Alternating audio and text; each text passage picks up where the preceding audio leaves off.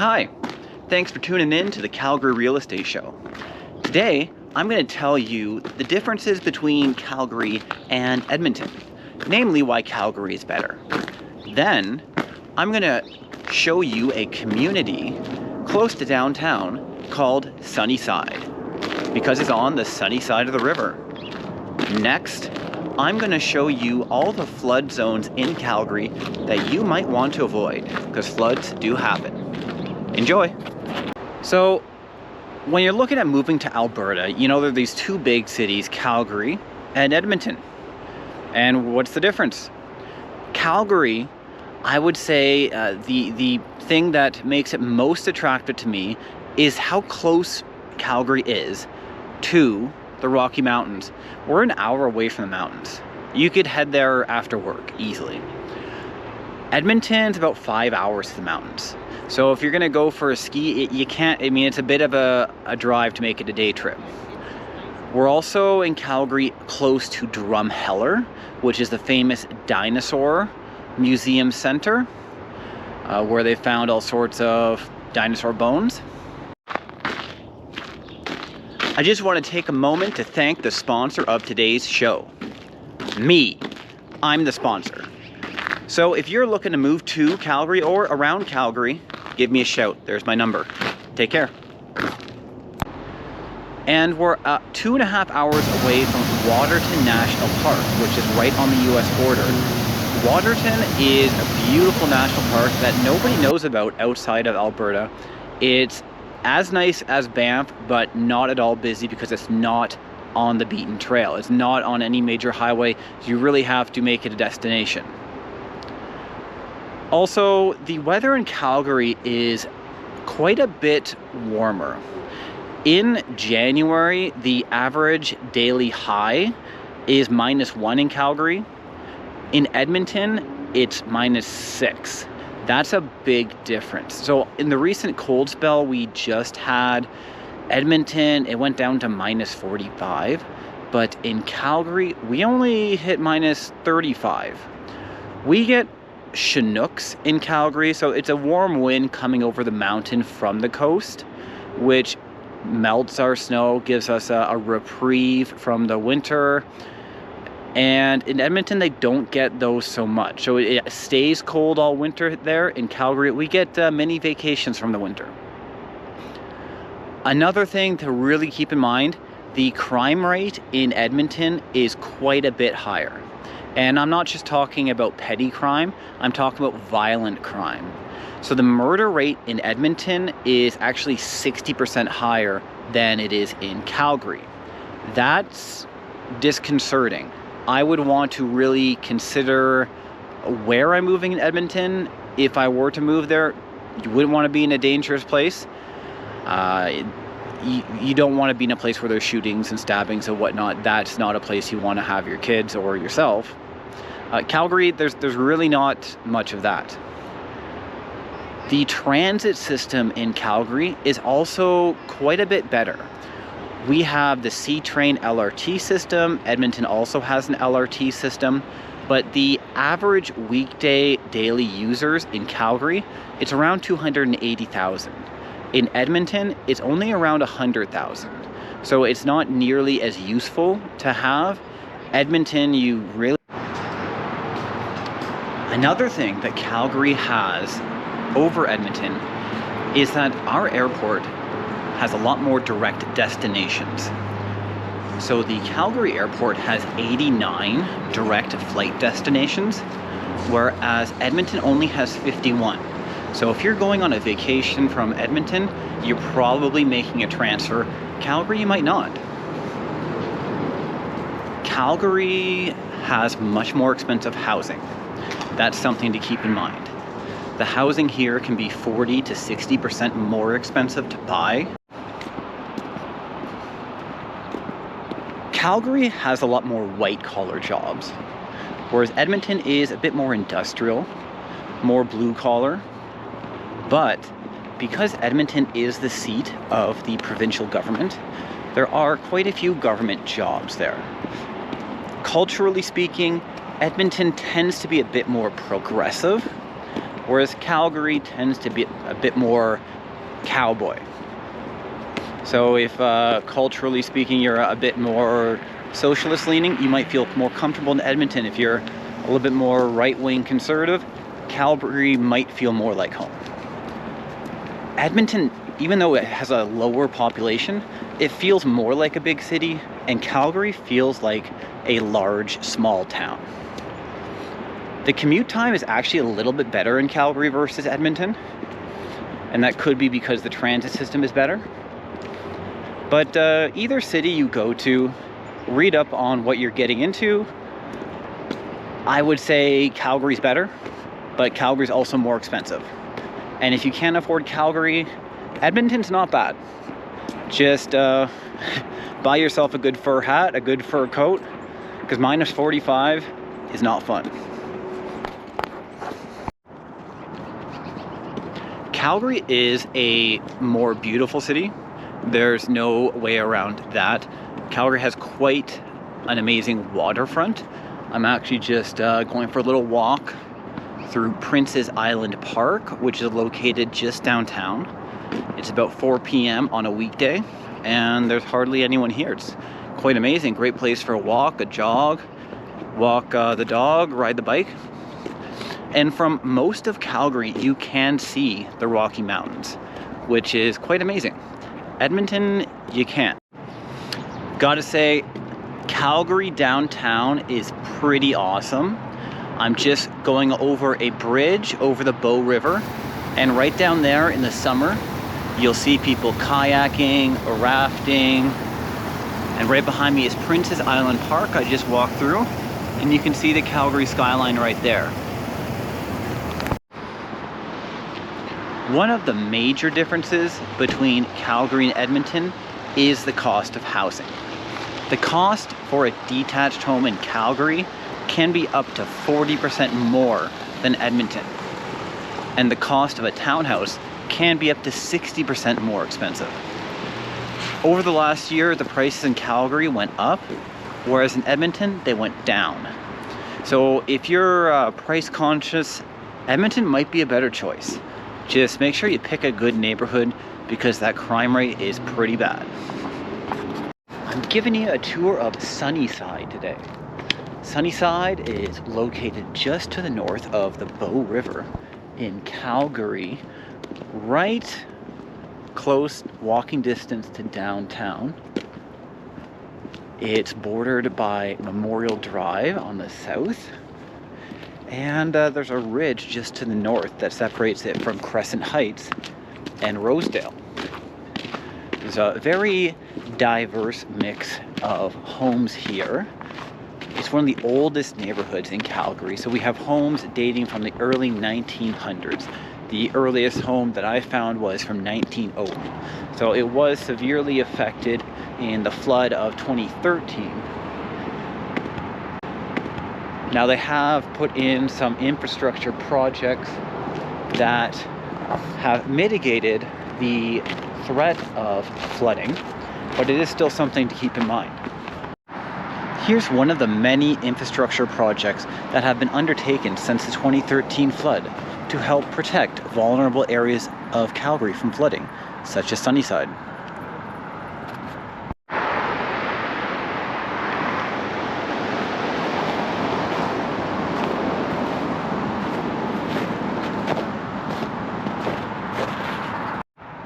Here's another infrastructure project to help protect Sunnyside from flooding. I'm just on 10th Street at the very west edge of Sunnyside, and you can see the work that they're doing. This is to protect from storm water flooding. That is, if the storm water system gets overloaded, it might back up and cause flooding. There are a fair number of condos in Sunnyside, ranging in build years from the 1920s up until the present day.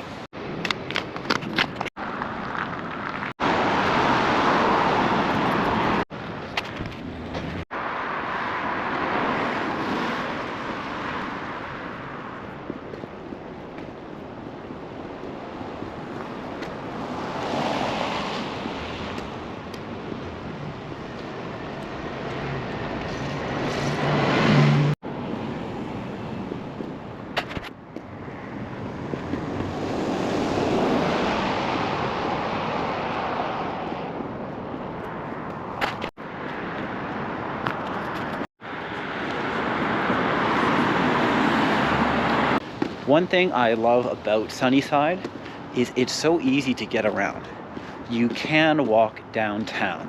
You can take the C train. There is a C train in the neighborhood. Stand behind the yellow line.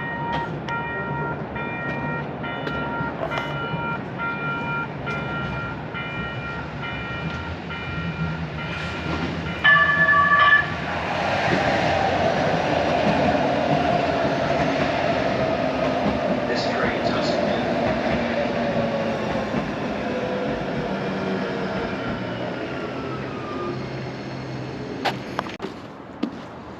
It's a great place if you're active because the river, the Bow River, has trails going up and down across the street from the famous Peace Bridge and right across the river from downtown. You can connect to the Elbow River and make your way down to the Glenmore Reservoir. Great place if you want views of the city. You just go up the ridge to the north and you can overlook the city. I'm filming this one day before New Year's Eve, and the fireworks downtown on New Year's Eve will be within view.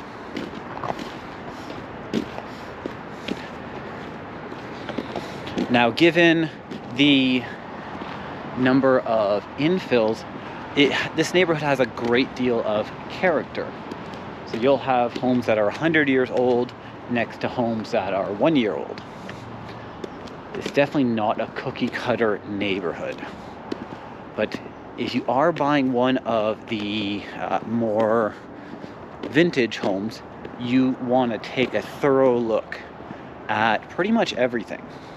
You could have anything from knob and tube wiring, which was used in the early 1900s, to poly B plumbing that could have been installed in the 90s in a renovation. You really want to check out your sewer, because that would need to be replaced every 20 to 30 years, depending on what type of material it is. Your windows could be old. There is a moderate crime rate here.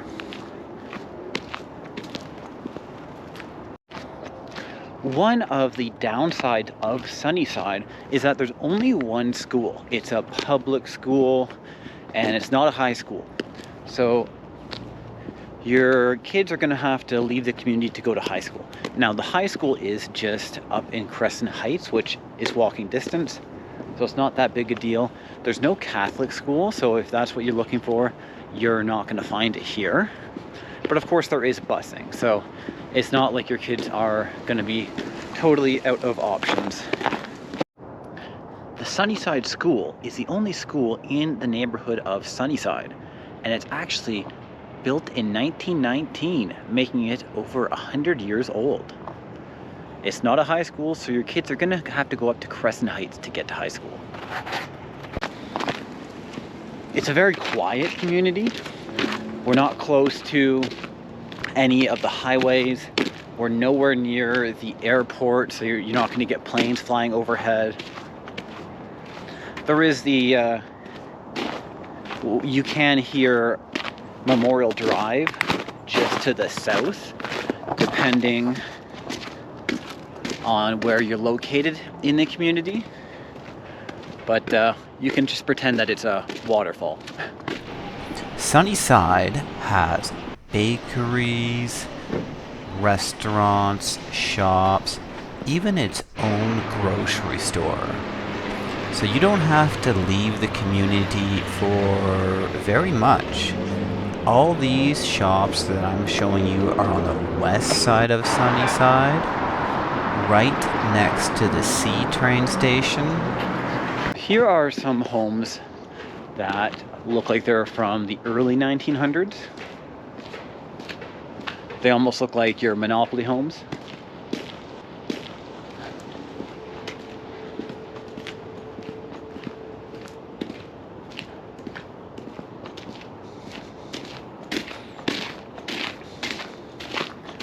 Then across the street you can see something, a bungalow there that's probably from the 50s or 60s. And then kitty corner from us, that would be an infill from sometime later. So as you can see, it's a very diverse neighborhood in terms of the housing inventory. There really are no two homes exactly alike here. Here are a few more of the monopoly homes, as I like to call them.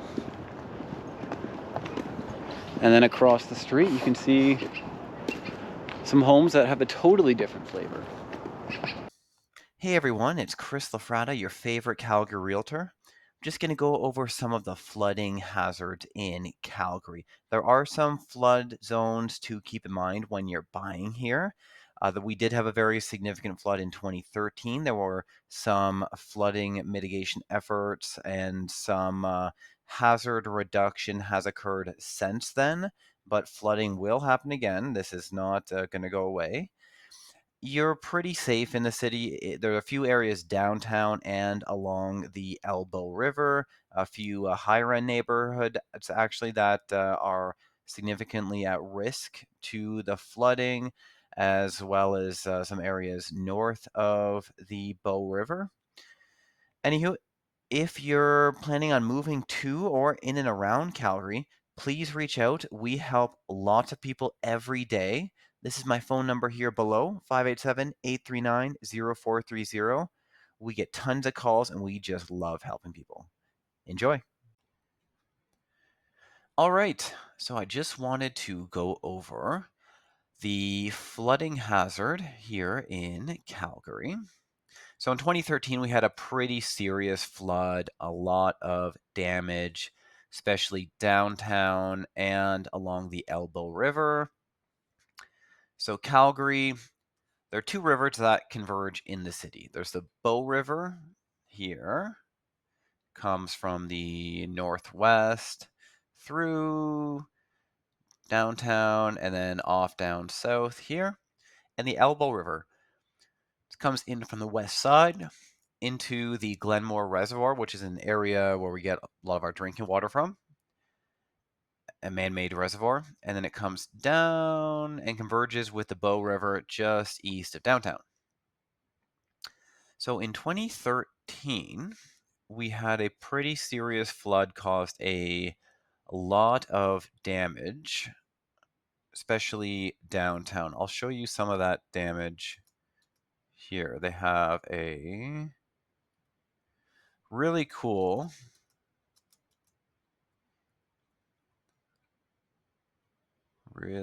here we are. Okay, so this map here actually shows you here 2013 flood. This shows you what the Bow River downtown typically looks like. So typically it looks like that, and this is what it looked like on June 22nd, 2013. All that flooding. So let's zoom in a little bit more and see what that actually looked like. Boom, boom. All right, so there's Inglewood, quite flooded there. Watch out. So a lot, there's a Elbow River, and these are quite prestigious neighborhoods. These are high-end communities. Roxborough, Elboya, Elbow Park, Rideau Park, Britannia. And depending on where you were, if you were low and close to the river, your home got flooded. And that's the Glenmore Reservoir here. So they've done quite a bit of mitigation efforts to prevent something like that happening again. Just gonna have to reload this. There. You're really only at risk of flooding if you're close to downtown or along the Elbow River. So the Elbow River comes in here from the west, enters the Glenmore Reservoir, and then goes off towards downtown. And all this area of the northwest, you're safe. Northeast, you're safe. East side, you're safe. Southeast, southwest. It's not a major concern here in Calgary.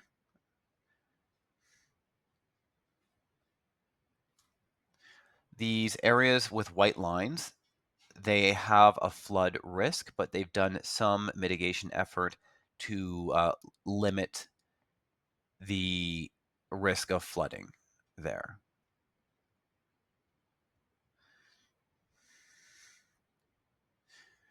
So this is the pinkish area is a 1 in 100, so 100-year flood.